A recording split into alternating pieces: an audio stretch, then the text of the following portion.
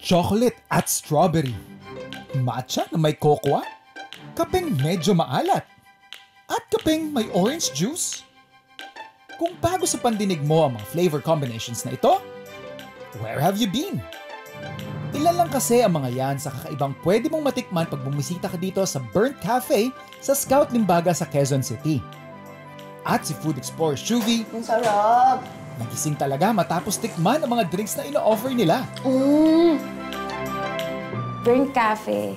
Actually, yung name ng anak ko, Brent Adam. So, siya si Burnt. Minsan kasi natawag siyang parang, minsan nabubulol. Brent, oh, Burnt. Oh, I'm not Burnt. I'm Brent. Gaganon siya minsan. Hindi talaga ako nagkakape before. Like, wala akong knowledge about coffee.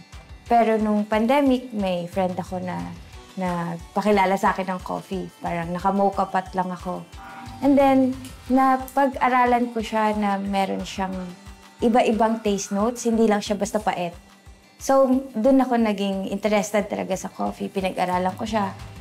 Ang inspirasyon ni Sam sa mga drink recipes niya, kombinasyon daw ng mga paborito ng anak niya at ng iba't ibang ideas mula sa mga bansang nabisita niya.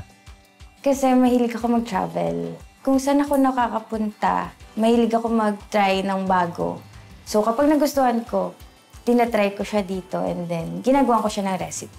Yung burnt strawberry namin, meron siyang strawberry jam sa ilalim and then may milk, tapos burnt na foam. Like chocolate, cocoa foam. Mahilig kasi ako sa strawberry.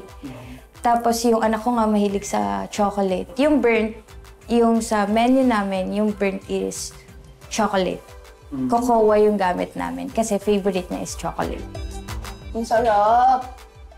Parang yung strawberry coated with chocolate. Ganun yung lasa niya. Ang sarap. Meron din silang matcha at chocolate in one drink. Matcha siya na nilagyan ng cocoa foam. Chocolate din siya.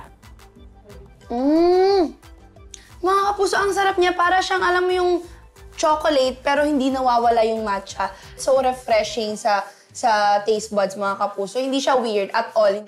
At kung medyo adventurous ka pa, meron din silang kape na may orange juice. Nasa Singapore ako, nasa isang coffee shop ako. Parang siguro meron na rin akong habit na gusto ko itry yung hindi ko alam. Nung tinikman ko siya, okay siya. Tapos nung umuwi ako ng Pinas, tinry ko siya ng ilang beses. Like, susuko na ako na hindi ko siya makuha. Pero nung nakahanap ako ng juice, orange juice na papasok dun sa lasa ng coffee, yun, nilabas ko na siya sa Burnt Cafe. Siguro ito yung iinumin mo pag gusto mo ng, alam mo yung refreshing lang sa feeling. Pero ito, may citrus feeling, pero kape siya. Pero mukhang ito si Shuvie, my personal favorite na. Grabe, nakagawa ako ng isa. Ang kanilang dirty horchata.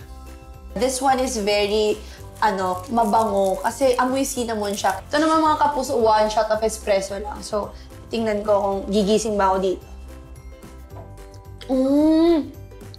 Ay, ang galing.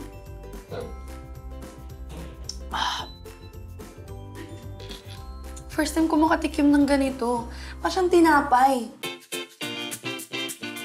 At dahil may culinary background ang owner na si Sam, pasok din sa menu nila ang meriendang panalo ang lasa.